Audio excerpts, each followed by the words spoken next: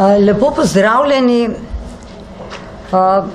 Z veseljem lahko sporočim, da je danes vlada po 12 letih sprejela novelo zakona o zdravstveni dejavnosti.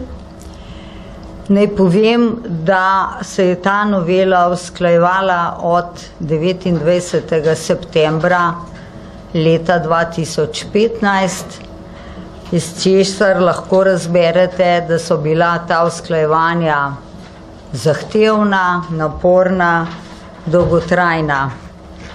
Sem pa zato danes toliko bolj zadovoljna, ker s to novelo ohranjamo in krepimo javno zdravstvo v Sloveniji, katerega sestavni del seveda so tudi koncesionarji.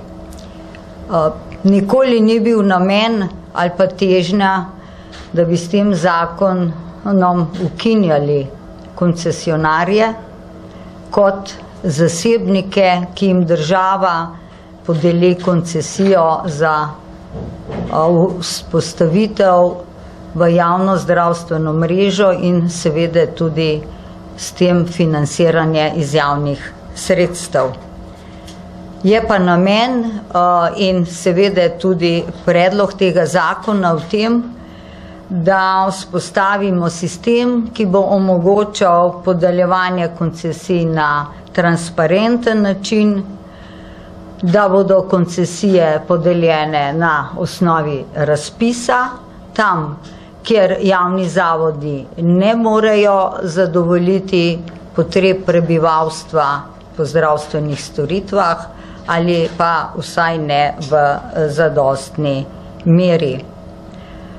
Istočasno odpravljamo tudi vse nejasnosti glede samih postopkov, glede veljavnosti in spoštovanja obstoječe zakonodaje, tako zakona o javnem zasebnem partnerstvu, in seveda tudi z definicijo, kaj je javna zdravstvena služba v Sloveniji, da je to negospodarska dejavnost splošnega pomena, ki se izvaja na nepridobiten način.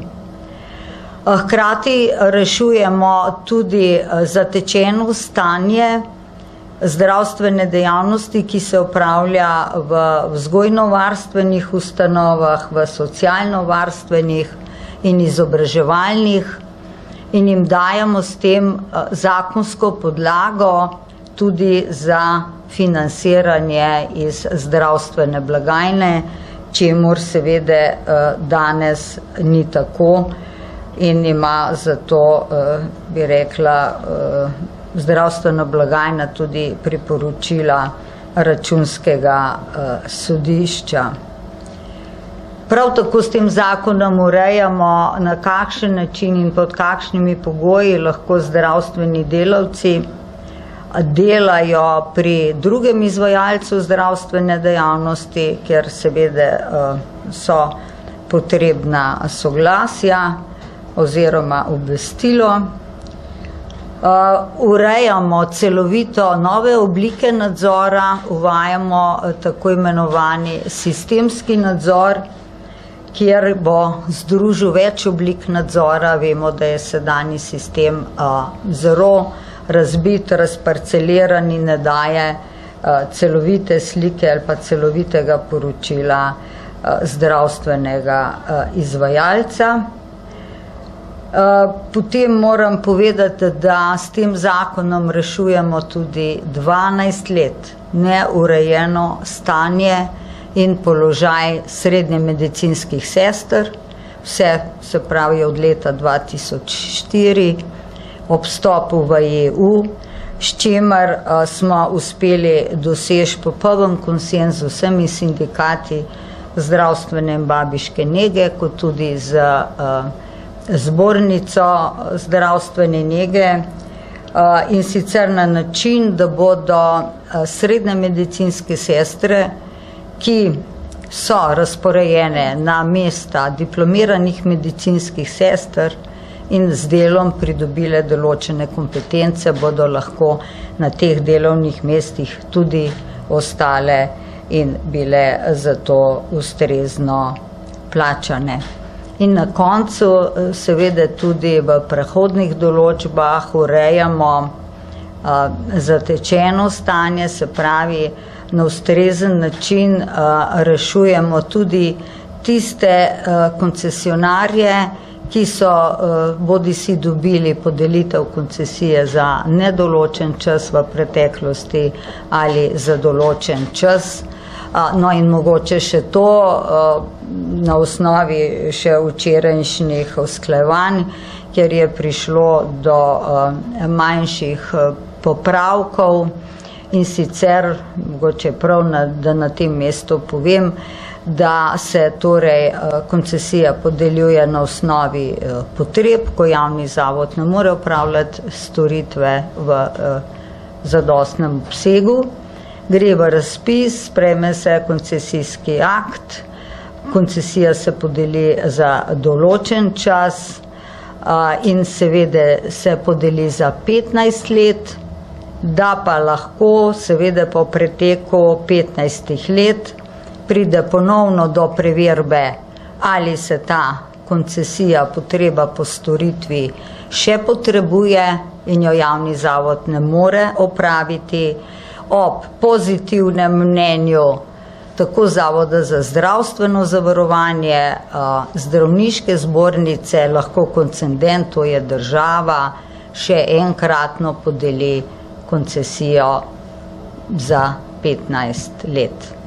To bi bilo na kratko te ključne vsebine, ki rešujejo in opredeljujejo te spremembe zakona. Hvala. Vaše vprašanje, Tina Slovenija. Gospa ministrica, zanima me, kaj pa bo zdaj s temi obstoječimi koncesionarji, kakšni so zdaj postopki, kaj bo s tistimi, ki imajo koncesije za nedoločen čas in s tistimi, ki imajo za določen čas.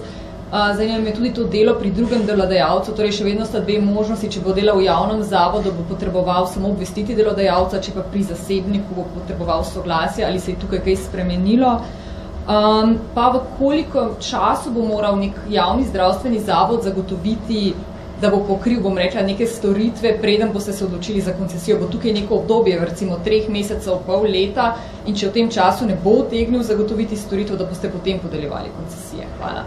Torej, to je bil predlog amandmaja, to slednje gospoda Gantarja, ki ni bil sprejet, kajti bi pomenil, da bi praktično lahko podeljevali koncesije tekoče. Sem rekla, če ne zagotavlja javni zavod storitve, potem se gre v podelitev koncesije in ne gre to, ali je to pol leta ali je 3 mesece. Ta njegov predlog ni bi bil sprejet, ker bi to pomenilo dejansko razgradnjo, če hočete, oziroma možnost, da se množično začne podeljevati koncesije in bi lahko prišlo do take situacije, kot jo imamo v zobozdravstvu po parih letih. Poglejte, ja, ampak poglejte, veste, zakaj ne zagotovi? Ker so pač gospodje dali odpoved pogodbe o zaposlitvi, ker so v zdravstvenem domu opravljali te storitve in seveda zdaj na ta način, da pač ljudje nimajo možnosti dostopa, želijo pridobiti koncesijo. Te zadeve rešujemo, našli smo in delajo, bi rekla, zdravniki, ena zdravnica, ki je v pokoju po pogodbi in bo kratko rešen tudi ta problem. In če se vrnem še na ostali dve vprašanji, v prehodnem obdobju je določeno, da tisti, ki so v preteklosti dobili koncesijo za nedoločen čas, imajo koncesijo z dnem uveljavitve zakona avtomatsko za 15 let. In potem gre po, da rečem, teh sistemskih določbah preverjanje in možnost nadaljne podelitve za 15 let. Enako podobno velja za tiste, ki so pa podelili koncesijo za določen čas in je ta določen čas znotraj obdobja 15 let po uveljavitvi zakona, se ponovno preveri in če obstaja potreba, seveda jo koncedent da za 15 let. Tako da je tudi, bi rekla, rešena s temi prehodnimi določbami že podeljene koncesije na ustrezen način. Še kakšno vprašanje? Tadeja Vrtovec, STA. Ne vem, če ste kolegice odgovorili glede soglasja za delo pri drugem. Se upravičujem. Ja, dejansko je vlada danes sprejela predlog, v katerih je določba, ki seveda sledi podpisanem sporazumu s sindikatom Fides, kjer je seveda definirano, da pri delu pri drugem delodajalcu v javnozdravstvenem zavodu je potrebna predhodna najava in poročilo, da pa je koalicija sklenila bila mnenja, da bo tukaj tu vložila amandma, da bo potrebno predhodno soglasje matičnega delodajalca za delo tudi pri drugem delodajalcu, ki je javni zavod, ne samo zasebnik ali koncesionar. Hvala. Še eno vprašanje bi imela. Zakon o pacientovih pravicah čaka na vladi zdaj že nekaj časa. Kje se je zataknilo? Koalicija ima menda še kar nekaj vprašanj. Dovolite, da vas popravim, ne čaka na vladi, mi to v skladu s protokolom in postopkom smo imeli en dan, 2 dni nazaj koalicijsko usklajevanje. Pomisleki oziroma določena vprašanja so bila strani socialnih demokratov, pa mislim, da predvsem zaradi mogoče nerazumevanja določenih členov, zato sem pač se ponudila, da grem poslansko skupino podrobno razložiti te določbe te dni in verjamem, da ne bo težav in bomo verjetno na vladi sprejeli v sredo tudi ta zakon. Poslali ste ga že na vlado, zato sem rekla. Ja, res je, ker je predhodno praktično ni bilo pripomb in seveda moram reči, da sem pričakovala, da bo včeraj to potrjeno, pa so pač se pojavila žal še nekatera vprašanja posameznikov. Hvala, če ni več vprašanj. Hvala, ministrica. Samo še to omejitev teh 8 ur za delo pri drugem delodajalcu, če je to koncesionar zasebnik, ta omejitev. Velja, ne velja pa za javni zavod. Pa še to koncesionarji pravijo, da bodo zdaj v neenakem položaju, razmišljajo tudi o nekih pravnih ukrepih. Glejte, predvsem bi rada povedala, kje so te enakopravni položaji. Zdaj vam bom jaz povedala, kakšno je dejansko stanje. V bistvu bi lahko rekli obratno, javni zavodi niso v enakopravnem položaju. Pa, če vam na kratko naštejem, koncesionar je po statusni obliki zasebnik in dela po pravilih zakona o gospodarskih družbah. Torej, ni mu treba nabavljati materijala v skladu z zakonom o javnih naročilih ali pa, če hočete, z direktivo, to je prvič. Drugič, svobodno razpolaga z dobičkom. Imeli ste priložnost slišati iz programa iz javnih sredstev. In tretjič, nihče nima obveznosti, da redno zaposli vse zdravstvene delavce, kar veste, da je redna zaposlitev za nedoločen čas, prinaša seboj dopuste, regrese, bolniške in še mnoge druge obveznosti in je nekajkrat dražja kakor zaposlitev ali pa angažma zdravnikov po podjemni pogodbi za točno, ne vem, določene posege in operacije. Zdaj pa sami presodite, kdo je v neenakopravnem položaju. Nima stroškov za izobraževanje zdravnikov, dopustov za pridobivanje licenc in tako naprej. Zdaj se jaz sprašujem, kje je ta enakopravni položaj. In vedno se boste spominjali, sem rekla, ja, sem za konkurenco na kakovosti zdravstvenih storitev, na varnosti pacientov, če hočete tudi na prijaznosti, ampak pod enakimi pogoji. Samo še to to, če vas lahko vprašam ministrica, na drugo temo je glede nekrivdnih zavarovanj. Ali podpirate uvedbo nekrivdnih zavarovanj ali pripravljate kakšne zakonske spremembe na tem področju? Glejte, vemo, da je danes to urejeno v zakonodajo tako seveda, da se vsaka bolnišnica v skladu s temi pogoji zavaruje, tudi sama določi zavarovalno vsoto. Seveda bomo premislili o možnih rešitvah v bodočih, mislim v pripravi in tem usklajevanju zakona. Države imajo različne rešitve, pa ne bi želela na tem mestu prejudicirati, v katero smer bodo šle rešitve. Prosim. Celjem vam povem, da je danes vlada potrdila predlog novele zakona o Banki Slovenije. Kar je tukaj pomembno je to, da se nekako ureja obseg revizije, ki jo lahko izvede Računsko sodišče. Gleda se smotrnost in pravilnost poslovanja Banke Slovenije lahko, pa tudi seveda, kar je morda bolj zanimivo tudi za medije, nadzorniške odločitve, ki so vodile v to, da je prišlo do porabe javnih sredstev. V prehodnih določbah je tudi opredeljeno, da se lahko takšna revizija opravi za do 10 let nazaj. Ob tem velja morda omeniti tudi to, da je v zakonu so določene rešitve tudi vezane na to, da je treba Banki Slovenije zagotavljati tisto vlogo, ki ji gre, se pravi neodvisnost, tudi njeno delovanje v okviru, se pravi Evropskega monetarnega sistema, v okviru Evropskih centralnih bank in tako naprej. Tako da so določene omejitve, ki so noter tudi opredeljene. Pri določenih zadevah je prišlo do nekaterih specifičnih rešitev, recimo v primeru, ko Računsko sodišče da svoje mnenje, tukaj ni predvideno recimo odzivno poročilo, je pa predvideno, da Banka Slovenije pojasni, zakaj nečesa ni upoštevala, če tega ni upoštevala. Nadalje pa tudi v duhu tistega, kar predvideva ustava, se pravi, da Banko Slovenijo nadzoruje ne nazadnje Državni zbor, v okviru letnega poročila, ki ga Banka Slovenije pripravlja, mora tudi ta del nekako uvrstiti v poročilo, ki gre potem Državnemu zboru. Hvala, vaše vprašanje. Volite po TV. Konkretno, kaj lahko pogledajo in česa ne? Lahko pogledajo pogodbe o zaposlitvi, najemanje svetovalcev, ne smejo pa pogledati ukrepov vezanih na zagotavljanje bančne stabilnosti. Tako je. Za tisto, kar se tiče ukrepov bančne stabilnosti, to, kar recimo bi zdaj prišli te naloge, ki jih upravljajo, tega ne more narediti.